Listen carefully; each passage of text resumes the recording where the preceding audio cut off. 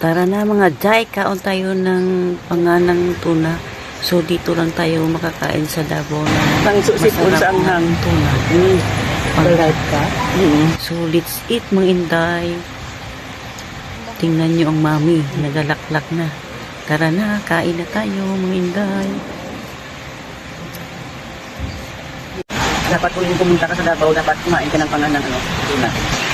Hindi pwede na hindi ka kumain ito. Ito ang kanilang pili kasi dito sa Davao. So, kain.